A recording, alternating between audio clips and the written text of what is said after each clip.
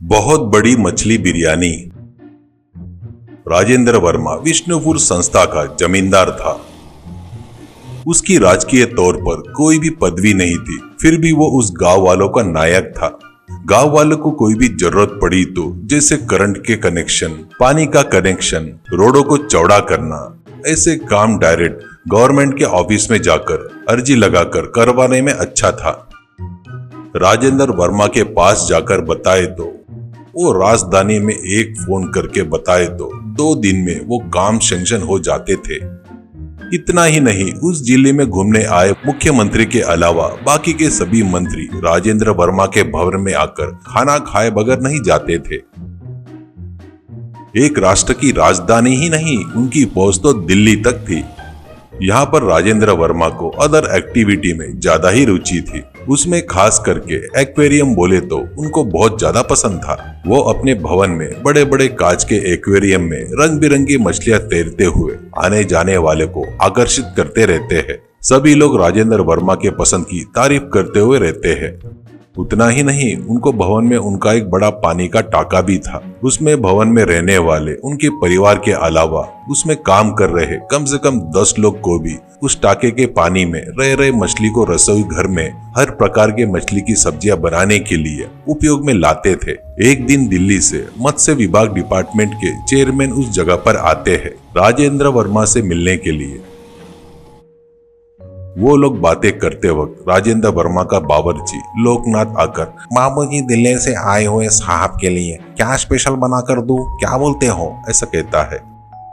तो राजेंद्र वर्मा चेयरमैन जी से, आपको मछली के डिश में कौन सा ज्यादा पसंद है, बताए तो हमारा लोकनाथ बहुत ही टेस्टी खाना बनाता है करके बताता है। चेयरमैन हंसते हुए, मुझे मछली करी बोले तो बहुत पसंद है करके बोलता है। तो लोकनाथ, आपकी बातें खत्म होते तक स्वादिष्ट मछली करी रेडी करके रखता हूँ, ऐसा कहता है और जल्दबाजी से रसोई की तरफ आता है। खाना खाते हुए चेयरमैन राजेंद्र वर्मा से, तुम्हारे एक्वेरियम में मछलियां बहुत अच्छे से पाल रहे हो। आपको मैं हमारे डिपार्टमेंट की तरफ से अत्यंत ऐसी ब्लू पीना तुस किंग सोलोमन मछली के बच्चे को भेजता हूँ। वो बहुत ही खास प्रेस्टिजियस मछली है। वो बहुत बड़े होकर जायंट मछली बनते हैं, उनको आप पाल लो, ऐसा कहता है। राजेंद्र वर्मा थैंक यू कहता है। बताए वैसे ही उन मछलियों को संभाल कर लाकर देकर जाता है एक व्यक्ति, और जाते जाते, इनको आप अपने पालने वाले मछली के टाके में मत डालो, इनको सेपरेट पॉन्ड बनाकर उसमें डालो, ऐसा कहता है। राजेंद्र वर्मा चाहे तो कौन सी बड़ी बात थी, शाम तक एक नया पॉन्ड तैयार हो जाता है। उन 2 मछलियों को उनमें छोड़ता है। कुछ दिन होने के बाद वो 2 मछलियां बड़ी होकर उस पॉन्ड में घूम रहे थे। राजेंद्र वर्मा उनको देखते हुए बहुत खुश हो रहा था।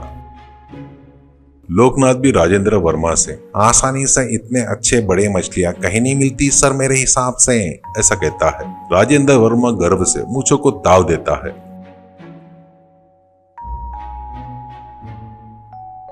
कुछ दिनों बाद एक राजधानी से चीफ मिनिस्टर के सेक्रेटरी फोन करके, सीएम जी उस एरिया के दौरे पर आ रहे हैं, ट्रैवलर बंगले में उतरेंगे और खाना खाने आपके बंगले में आएंगे, ऐसा कहता है। राजेंद्र वर्मा, मैं खुद ट्रैवलर बंगले में जाकर सीएम जी को खुद लेकर आऊंगा। वो हमारे यहाँ लंच के लिए आने के लिए, वो हमारे लिए खुशी की और सौभाग्य की बात है करके बोलता है। राजेंद्र वर्मा 2 घंटे पहले ही ट्रैवलर बंगले में जाकर सीएम जी से बात करते हुए, आपके पसंद का कोई डिश है तो बताइए, वो स्पेशली बनवाऊंगा आपके लिए, ऐसा कहता है। तो सीएम जी, मुझे सब पसंद है, पर पूछे उसलिए बता रहा हूँ, मुझे फिश बिरयानी बोले तो बहुत पसंद है, ऐसा कहता है। राजेंद्र वर्मा तुरंत फोन से लोकनाथ को बुलाकर, मुख्यमंत्री जी लंच के लिए आ रहे हैं, उनके पसंद का फिश बिरयानी है, तुम कितना अच्छा बना सकते हो वो तुम्हारी मर्जी है करके हंसते हुए बताता है।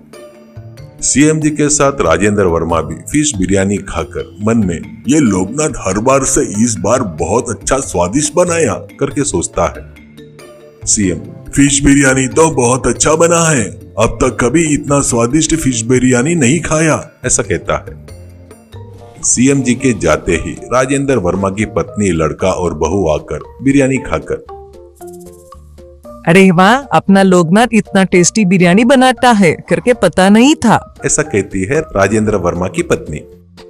वहां पर उनको परोस रहा लोकनाथ टूना मछली सोलोमन मछली की बिरयानी का कॉम्बिनेशन बनाया, इसलिए बना है और किसी स्टार होटल में नहीं मिलता माँ जी, ऐसा कहता है गर्व से। राजेंद्र वर्मा वो सुनकर अरे मार डाला रे, यू ब्लडी फुल इडियट करके चिल्लाकर सिर पकड़कर सोफे पर बैठ जाता है।